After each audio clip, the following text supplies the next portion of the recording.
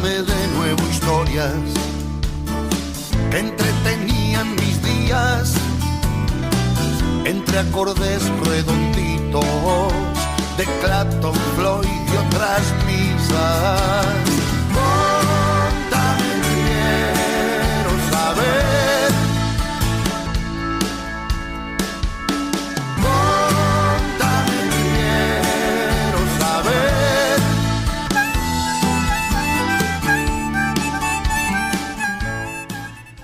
12:33 en la mañana de Miravoz. Y aquí estamos, vamos a seguir, como te decía, tenemos otra historia en esta sección que tanto nos gusta, tanto disfrutamos cada sábado. Y hoy nos acompaña, nos visita Pamela McKay. Ella es militante, ella es feminista, ella es sindicalista, conduce o co-conduce un programa de radio, hace muchas cosas. Bienvenida, Pamela, ¿cómo estás? Qué presentación, bueno. Pero es cierto. Muchas gracias, sí, un poco de todo, digamos, como la vida misma. Ni más ni menos. Sí. Ni más ni menos. Bueno, bienvenida aquí a la mañana de Miravoz, a esta Qué linda sección. la invitación. Sí, gracias. La verdad que es una parte del programa que disfruto, yo en lo personal disfruto mucho y sé que nuestra audiencia también suele tener muy buena repercusión, porque es como que nos salimos un poco, de la coyuntura, de las noticias, de las novedades así de todos los días, y nos metemos a hablar con las personas que nos visitan por ahí de otras cuestiones, pero que hacen a nuestra vida cotidiana, que Claro. está bueno. Sí. Porque a veces se nos escapa en esa coyuntura, ¿no? Total. El vértigo nos lleva por lados que tratamos de remar para volver. Sí, tal cual. Y por ejemplo, para mí, digamos eso, acostumbrada a siempre estar de rosca. Claro. Estaba bueno y a su vez desafiante, bueno, a ver, ¿de qué hablar? ¿No? Claro. Bueno, hace un rato hablábamos también con la doctora Alejandra Laconcha por la Escuché la CUPS. Por la CUPS, por el Minga de la CUPS, Sí. y ella hizo referencia a esto, ¿no? Que a veces los espacios están de rosca y de qué sé yo, Sí, total. y hay Nos que falta tomarse la fiesta. la fiesta, y esto. Bueno, así que bienvenida, y yo te presentaba así, como militante, como feminista, como sindicalista. Acá tengo en mis manos también el boletín del Frente de Darío Santillán, Frente, sí. que está muy bueno, así que si querés, por donde vos quieras, arrancamos. Arranco por donde me sale y después Dale. vamos. Bueno, no, en realidad, eso, presentarme, yo soy Pamela McKay, soy santafesina, Uh-huh. nací en un pueblo de Santa Fe, tengo el yaya, que parece de Buenos Aires, pero no. Nací en un pueblo del sur de Santa Fe de 5.000 habitantes, Chañar Ladeado. Y bueno, me vine con mi mamá, mi papá y mi hermano, nos vinimos como en el 94, hace bastante. Hace mucho. Nos vinimos a Merlo, así que yo terminé la primaria en lo que era la escuela 65, que estaba en la Avenida del Sol. Claro.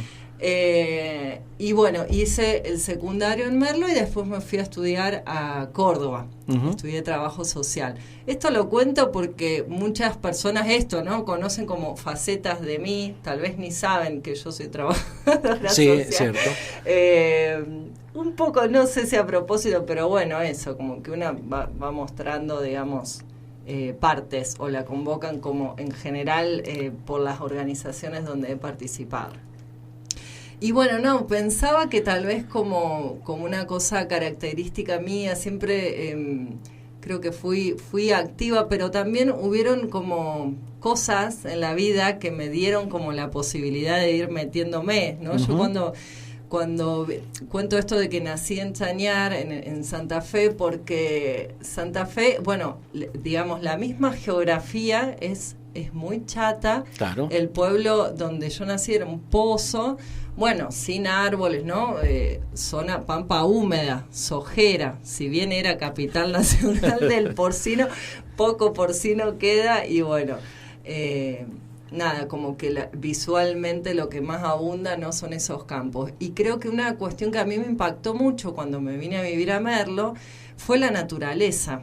¿No? Hace poquito participamos ahí del Sendereando, justamente en ese sendero que va por detrás del balneario municipal, ahí en Merlo, que va hasta lo que era la casa de don Eduardo Lacreu. Ujú.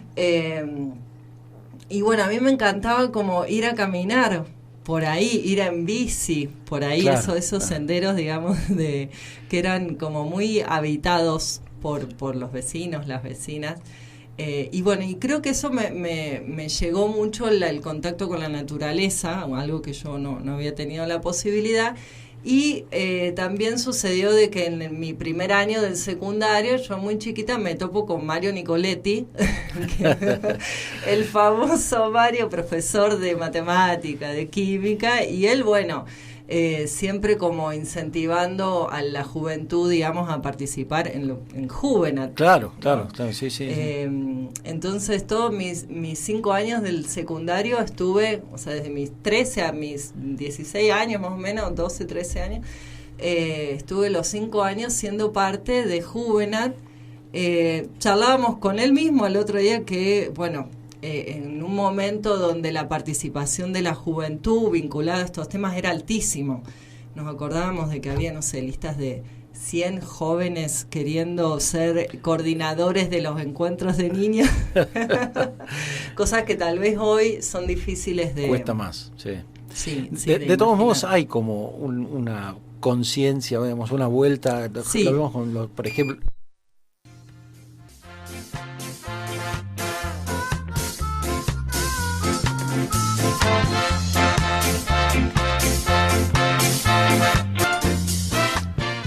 Bueno, una pausa inesperada en la transmisión.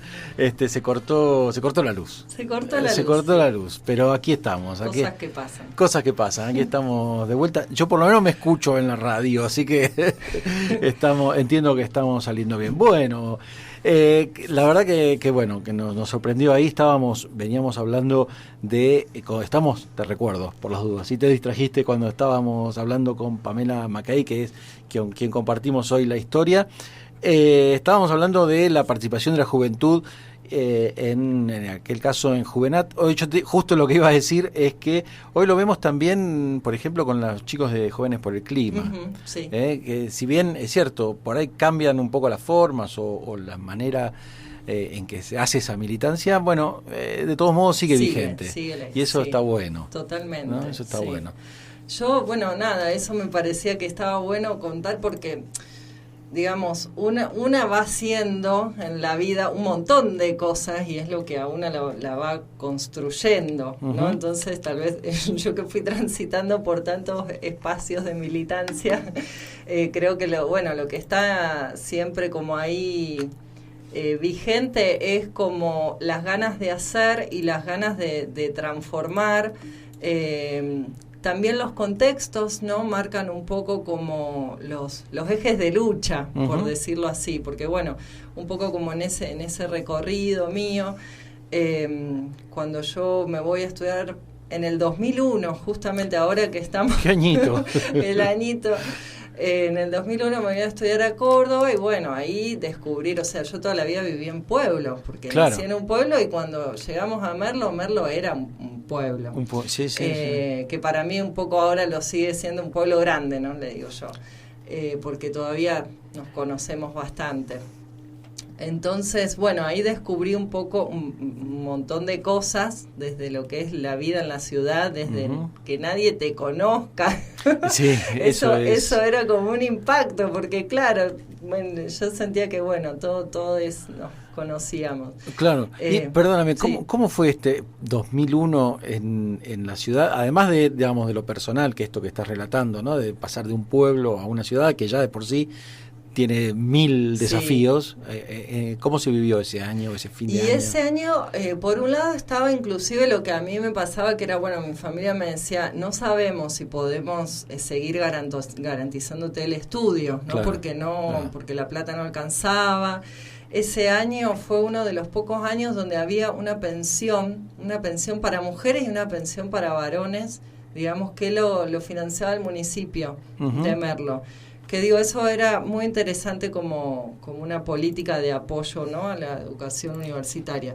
Y creo que una cuestión era como la cosa de la inestabilidad, ¿no? Esa cuestión de decir, bueno, no saber qué va a pasar. Y me acuerdo del 19 y 20 que yo ese año trabajaba de cocinera en un bar y bueno, y empezar a ver ahí las personas que salían, digamos, a la calle. Yo era muy chica todavía. Claro.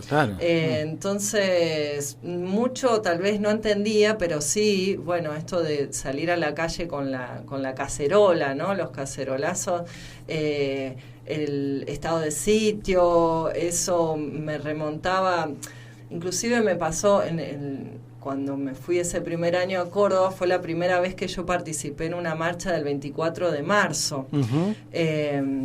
Que también, ¿no? Tenía como esa historia un poco relatada como media superficialmente, y bueno, cuando fui a esa primer marcha, me conmovió tremendamente, ¿no? Ver las fotos de los familiares, bueno, fue como, no sé, conectar ahí con algo. Sí. Y es como que se hace más carne. se hace más carne, sí. Y bueno, escuchar como la palabra, ¿no? Estado de sitio, fue una cosa que te daba miedo, entre la incertidumbre, ¿no? Un poco todo eso. Claro. Tal vez como en Merlo se vivía, no sé, distinto. En la ciudad siempre es todo como un poco más intenso. Seguro, sí. ¿No? Sí. Pero bueno, ahí esos años fueron como muy lindos porque, bueno, marchas masivas, era plena crisis, me acuerdo las marchas por los pedidos de presupuesto universitario, había clases públicas, ¿no? Eran como mis primeras experiencias en la calle. Claro. Que te dio una formación de alguna manera. Total. Que hoy, digamos, se aprovecha. Exacto, sí, por eso yo siempre digo, bueno, obviamente no es solamente la profesión, ni cerca, es un montón de cosas, y de esos años de Córdoba, no solo rescato, digamos, el contenido que fui aprendiendo en la universidad, sino todas estas otras vivencias, claro, ¿no? Que te van marcando de alguna manera. Yo esos años también, bueno, conocí lo que es el movimiento campesino de Córdoba. Nosotros fuimos como una generación donde por primera vez se reconoció una organización social como un lugar de práctica, o sea, que la universidad reconociera como un lugar para hacer las prácticas al movimiento campesino. Y eso fue una reexperiencia, porque en ese momento había como hasta todo un debate académico, que era, bueno, la especificidad de las profesiones, ¿no? Claro. Si vos sos trabajador social, tenés que coordinar un grupo. Si vos sos agrónomo, tenés que ir a enseñar cómo se hace la huerta, ¿no? Como que tiene que ver con esto del conocimiento fragmentado, uh-huh, ¿no? La especificidad. Y nosotros, digamos, como alumnos de ese momento, claro, llegamos a un espacio donde de pronto había, sí, un chango que era un agrónomo que estaba coordinando, dando talleres de educación popular, pero de pronto el campesino era el que estaba como enseñando a bueno, cómo se cría la cabra, ¿no? Como claro. Rompía con esa lógica que la universidad como de alguna manera quiere imponer, ¿no? De sí, una jerarquía de saberes. Sí. Eso fue como también, como otras de las cuestiones, creo que también por eso a veces yo elijo no presentarme como trabajadora social. Sí. Me presento como, bueno, militante de última. Claro. Vos sabés que en una de las primeras veces que tuvimos esta sección, alguien nos decía esto, ¿no? De que sos, y muchas veces lo que sos te lo define porque soy trabajador social. Claro. Y no, uno es un montón de cosas. Hace de trabajador social, exacto, hace de... pero la suma es mucho más importante que las partes. Totalmente. Sí. Y eso creo que se refleja en todas las historias, pero ahora que vos lo traes, también lo quiero retomar de aquella sí, charla. Inclusive yo lo siento hasta como un posicionamiento, ¿no? Claro. Como no pararme desde ese lugar de universitaria, digamos, sino que, porque realmente lo siento así, que muchísimas cosas que aprendí para mi vida, digamos, vienen de los espacios de militancia. Sin duda. No vienen de charlas con compañeras, con compañeros, de momentos, ¿no? De debates, de reflexiones colectivas. Claro. Más que nada de ahí. Claro. Vamos a escuchar esta canción que elegiste. Ahí va. Y después vamos a seguir un ratito más. Como se cortó la luz, tenemos un ratito más. Me encantó. Ponele. Dale. Ahí vamos.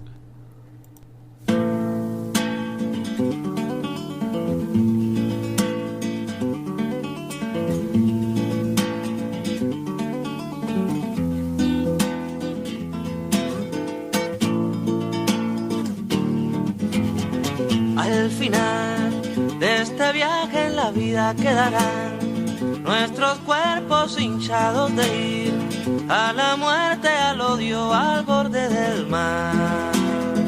Al final de este viaje en la vida quedará nuestro rastro invitando a vivir.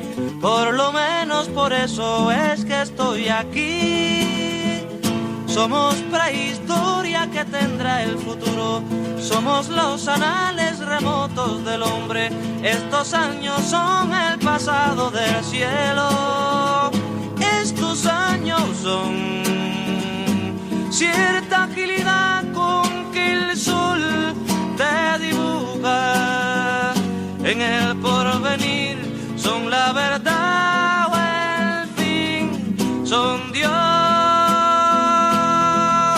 Quedamos los que puedan sonreír en medio de la muerte, en plena luz, en plena luz, en plena luz, en plena luz, en plena luz, en plena luz.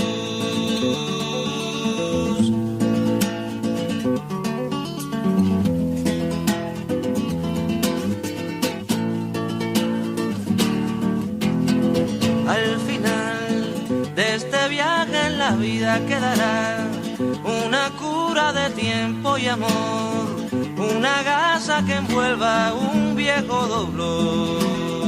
Al final de este viaje en la vida quedarán nuestros cuerpos tendidos al sol, como sábanas blancas después del amor. Al final del viaje está el horizonte, al final del viaje partiremos de nuevo, al final del viaje comienza un camino, otro buen camino, que seguir descalzos contando la arena. Al final del viaje estamos tú y yo intactos.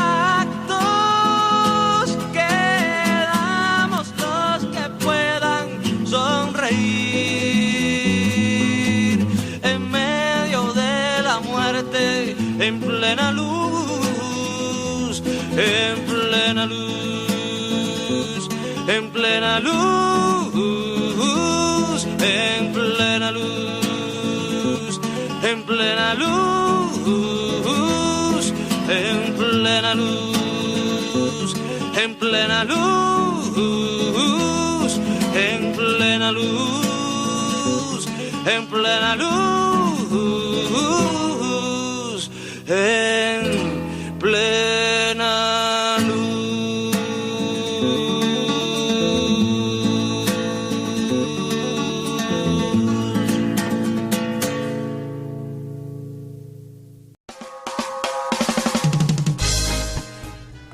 Y 54 pasaba este hermoso tema de Silvio Rodríguez Al final de este viaje, que eligió Pamela.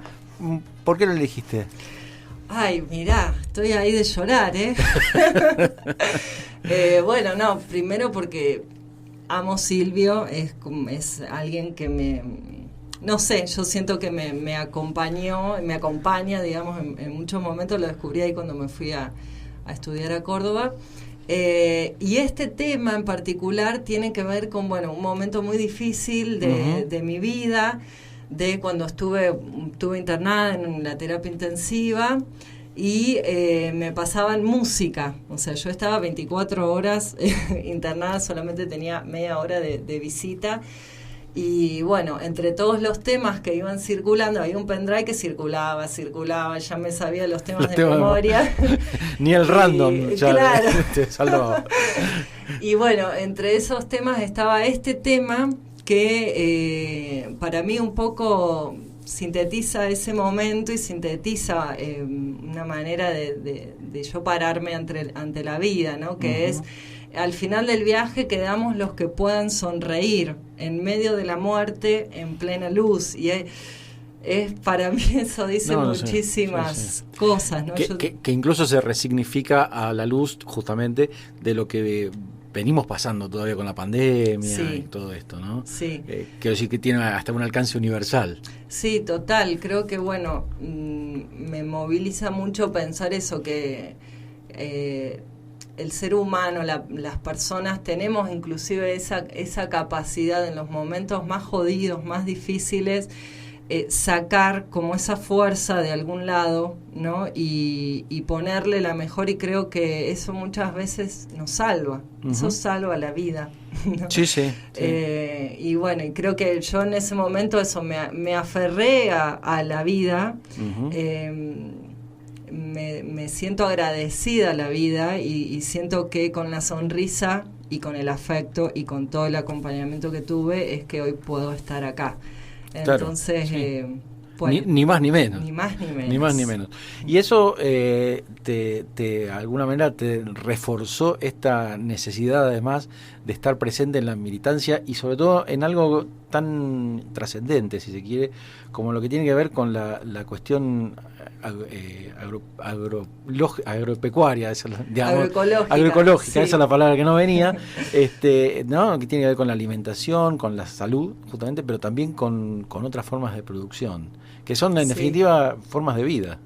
Son formas de vivir, claro, no se puede como pensar aisladamente. Bueno, digamos, en estas especies como de trayectos militantes que yo hago, puedo resumir, digamos, de mi vida, mucho tiempo, bueno, cuando descubrí el mundo campesino, me empecé como a enamorar de esa forma de vivir, ¿no? Que es eso, ¿no? Si se quiere, cuando se comparan los modelos de producción, nos encontramos, bueno, por un lado, no sé, empresarios que desde su casa, una llamada de celular, le dicen el tractor tiene que ir acá, allá, ¿no?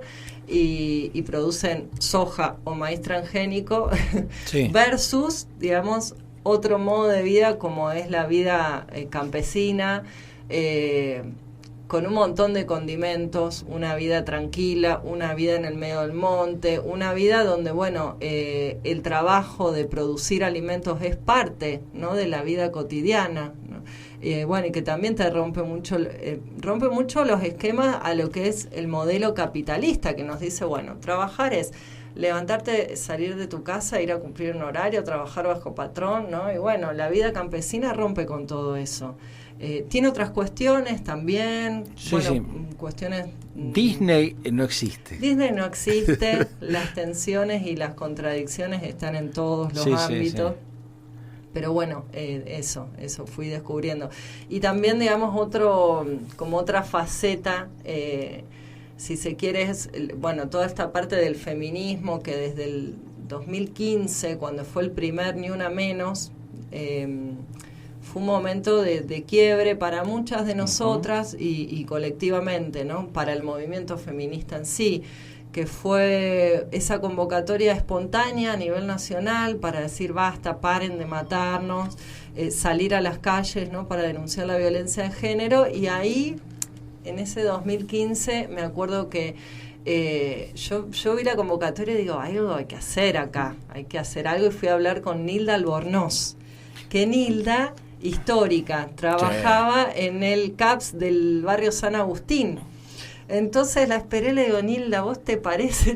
No sabía con quién hablar del tema, y como yo le había escuchado a ella y sabía que siempre acompañaba a mujeres en situación de violencia, bueno, le fui a hablar, le digo, ¿hacemos algo? Y dice, bueno, yo puedo convocar a algunas mujeres que cuenten su historia, y un poco nos dividimos. Yo estaba más para el lado de Concarán, por también la militancia más campesina. Así que Nilda quedó en Merlo y yo me fui a Concarán, y en esa plaza hicimos micrófono abierto y habíamos preparado junto a otras compañeras algunos materiales, leyes, bueno, cosas así generales, ¿no? Porque no es que estábamos especializadas en el tema. Pero nos dimos cuenta que cuando se abrió el micrófono se empezaron a surgir un montón de situaciones donde tal vez los pueblos no tenían ese espacio, ¿no?, para plantearlas, muchas situaciones de violencia de género, y ahí dijimos, bueno, esto no puede quedar acá, algo hay que hacer, y bueno, y de ahí digamos, surge todo este caminito, este recorrido. Ujú. Y hoy yo escuché la nota que le hicieron no me acuerdo el nombre del hombre que está en la Secretaría de la Mujer. Ah, sí. No recuerdo el Chiesa, nombre, el apellido. pero que comentaba este convenio que firmaron. Sí. Y bueno, casualmente nosotras hace unos meses le presentamos a la Secretaría de la Mujer un proyecto que es Casas para Nosotras, Refugios para Ellos, que tiene que ver con este cambio de paradigma, ¿no? De poder poner el foco, digamos, en el varón violento, no que todo caiga en la mujer. Bueno, yo me voy por las ramas. No, está muy bien. Vos sabés traés. que, ya que lo mencionás, hoy cuando hacíamos esa nota, yo pensé en algo de eso, ¿no? Él lo decía, de hecho, ¿no? Esto de que la carga de la responsabilidad y de hecho la revictimización sigue estando puesta muchas veces en la víctima. Total, ¿no? Y bueno, básicamente. Todos. Y esto, bueno, este convenio, estos avances buscan revertir en parte al menos esta situación, que la verdad que sigue, o sea, a una situación dramática y violenta e injusta le agregamos más carga. Más injusticia, sí. Y bueno, nada, son cuestiones que tenemos que revisar de nuestras formas de vida, ¿no? Sin duda. Sí, ahí, bueno, qué sé yo, me parece que a veces el Estado o algunos gobiernos, para no generalizar, tendrían que convocarnos y tenernos mucho más en cuenta. O sea, yo por un lado soy trabajadora del Estado, ¿no? Trabajo en la Secretaría de Agricultura Familiar, Campesina, Indígena, junto a otros cumpas de acá de la zona, acá un vecino de Los Mollos que es Fernando Fran, claro. María Belén, Álvarez Rivera, bueno, y otros compañeros de Santa Rosa, de Merlo. Entonces entiendo, conozco las lógicas del Estado y las dificultades muchas veces que hay, hasta, bueno, si sos de la nación y depende cómo se lleve la nación con la provincia en ese momento y el municipio, bueno, todo eso, ¿no? Pero creo que los aportes que podemos hacer desde las organizaciones sociales son importantísimos, porque somos en definitiva quienes estamos, ¿no? En el barro, claro, sí. Quienes convivimos con las problemáticas y quienes también vamos masticando propuestas. Nosotras, bueno, este proyecto concretamente de Casas para Nosotros, Refugio para Ellos, es un proyecto que tiene años de acompañar situaciones de violencia de género y que, digamos, llegamos a este resultado por todos esos años de ir masticando, ¿no? Claro. Ir masticando, buscarle la vuelta, darnos contra la pared, encontrarnos con una justicia sumamente patriarcal y situaciones de desprotección, porque esa es la sensación de muchas compañeras, es la soledad que tienen que atravesar cuando viven violencia de género de parte de todo un Estado que las deja solas, que las revictimiza, claro, ¿no? Y que, bueno, se encuentra respuesta solamente con otras compañeras. Y en general compañeras mujeres también, debo decir. Sí, es así, es cierto. Es así en lo concreto. Y en ese sentido, tu inserción en el sindicalismo... En el sindicalismo, claro, toda otra faceta. Toda otra faceta sí, que está atravesada por una problemática similar. Claramente el sindicalismo, digamos, es un espacio que históricamente ha sido ocupado por los hombres, digamos. Sí, bueno, ahí, a ver, cuando nosotros empezamos a toda esta camada de compañeras, empezamos en el 2009 a trabajar, y cuando arrancamos éramos monotributistas, y sin tener ni la más pálida idea. Yo era mi primer trabajo en el Estado, o sea que poca lectura del sindicalismo, pero en su momento... el único sindicato que nos reconocía como trabajadores y trabajadoras fue ATE, la Asociación de Trabajadores del Estado. Entonces nos sumamos a ATE como por 2 años, siendo monotributistas, que bueno, eso es todo un desafío, porque A ver, para un modelo como de sindicato como la CGT, básicamente si vos no sos un asalariado del cual te puedan descontar de tu sueldo y no le interesás mucho, realmente sucede eso. Sí. Entonces, bueno, nos metimos al sindicato por necesidad, básicamente por empezar a que nos reconocieran, a tener, bueno, pedíamos la planta permanente, eso no sucedió hasta el día de hoy. Estamos como en una cosa intermedia, que es una ley marco, digamos. Bueno, es una situación intermedia, seguimos peleando por la planta. Y ahí nos empezamos como a aprender, digamos, a construir nosotros mismos dentro del sindicalismo. Uh-huh. Es muy interesante tal vez el proceso que tenemos como sector de trabajo, o sea, dentro de lo que es la Secretaría de Agricultura Familiar, es un espacio, un espacio muy combativo, un espacio con muchas compañeras mujeres que son líderes, digo, y que eso le da hasta otro tinte, un espacio que se mantuvo, digamos, con asambleas en todo el país, con instancias regionales, instancias nacionales. Entonces, la verdad que es como un espacio muy interesante. Bien. Que a veces no se da, hay también que decirlo, no en todos los sectores se da así. A veces es también complejo entender el sindicalismo porque tiene muchas cuestiones, ¿no? Sí, y bueno, el sindicato es como un aparato muy grande, entonces tal vez lo que suele suceder es que a veces uno se queda con una idea de que el sindicato es por el compañero o la compañera que conoce el sindicato, ¿no? Y se queda con esa idea. Yo conozco tal que es de ATE, entonces ATE es así. No, definitivamente. No, bueno, después fuimos descubriendo de que no y que, bueno, como todas las cosas es dinámico. Pero lo más importante me parece que es esto de, a través del sindicato, empezar a construir la conciencia de clase, ¿no? Empezar a sentirnos trabajadores y trabajadoras. Una condición que ni siquiera el propio Estado nos estaba reconociendo, ¿no? Claro.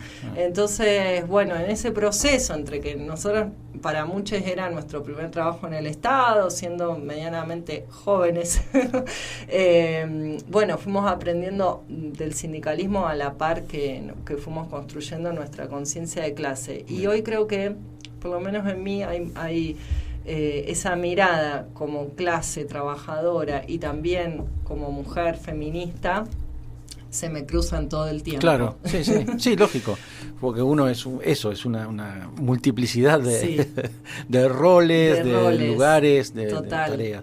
Lo último, ya para ir cerrando, porque yo decía, bueno, nos dejaste acá la revista, la de Soberanía Alimentaria, que es la del Frente Darío Santillán, en el cual también militás. Sí. Brevemente, ¿en qué consiste el Frente? Bueno, brevemente. El Frente, digamos que nace justamente ahora, en unos días se conmemoran los 20 años del 19-20 de diciembre. Bueno, ¿no? Como no hay una historia que sea lineal y todos los sucesos son encadenados y productos de otros, bueno, de esos momentos es donde el pueblo básicamente con hambre salía a pelear por trabajo, salía a pedir trabajo y bueno, en ese momento era muy fuerte lo que era el movimiento de trabajadores desocupados, ¿no? En una de esas grandes manifestaciones en el Puente Avellaneda, bueno, sucede esto de que la policía empieza a tirar. Darío Santillán ve un compañero tirado, digamos, él va a socorrerlo y en ese gesto de ir a socorrerlo le pegan un tiro a él, lo matan, ¿no? Y era Maximiliano Costecchi. En ese gesto de humanidad es que, bueno, se pone el nombre del Frente Popular Darío Santillán, que básicamente nace por necesidad en primer lugar de pedir trabajo, de generar trabajo, porque el Estado no le devuelve trabajo, le devolvió, bueno, planes sociales. Entonces, como organización lo que se hizo fue, digamos, tomar como herramienta esos planes sociales para construir trabajo. Y de ahí un montón de emprendimientos desde tener la bloquera, bueno, hacer las huertas comunitarias, y ir diversificándose, digamos, en todo el país. Hoy el Frente está en casi todas las provincias. Tiene una parte que es la asistencia en sí, el poder acompañar desde un merendero, desde una olla popular, que eso fue bastante clave, sobre todo en la pandemia. Como nosotros, muchas organizaciones sociales, digamos que estuvimos ahí como bancando la parada. Y bueno, con estos 3 reclamos fundamentales, tierra, techo y trabajo, ¿no? Buscando la dignidad desde el trabajo. No es que nos conformamos con los planes sociales, sino que bueno, hay como toda una resignificación de los planes y bueno, y a partir de ahí nos organizamos para generar ingreso genuino con otros modos más colectivos, ¿no? De generar ese trabajo. Entonces, bueno, acá en la zona, desde más o menos 2018, se empezaron a organizar los distintos territorios. Hoy somos 9 territorios, 3 del lado de San Luis, 6 del lado de Córdoba. Más o menos la zona abarca desde Carpintería hasta Villa Dolores. Hay cumpas organizadas en los distintos territorios. Cada territorio tiene su propio proceso, sus propias actividades, digamos, desde huerta hasta cocinas comunitarias, hasta el MECOPO, que es el Mercado de Consumo Popular, que está en Piedra Blanca abajo. Está el territorio del Pantanillo, que es solamente integrado por mujeres, que casi todas vienen de situaciones de violencia de género. Bueno, de ahí surge un poco este proyecto. De eso se trata, ¿no? Muchas veces son cuestiones que entendemos que tiene que resolver el Estado, pero que no lo hace. Entonces es como... Y las cuestiones hay que resolverlas. Y hay que resolverlas, exactamente. Pamela, un placer haberte recibido. Se pasó rapidísimo. Se pasó rapidísimo, son 13:11, así que le agradecemos ahí a la gente también de la radio esto que nos permite también pasarnos un ratito, pero bueno, te quiero agradecer muchísimo, lamento el corte de luz, pero nos dio estos minutos. Nos dio estos minutos de changüí. Claro. Así muchas que, gracias a vos. Gracias gustazo. Igualmente. Y nosotros nos despedimos. Nos encontramos el sábado que viene a partir de las 10 de la mañana aquí en la 89.1 en la FM Convivir, la Municipal de Los Molles, y en la 88.7 en la FM Río Seco en la ciudad de San Luis. Que tengan un excelente fin de semana. Chau.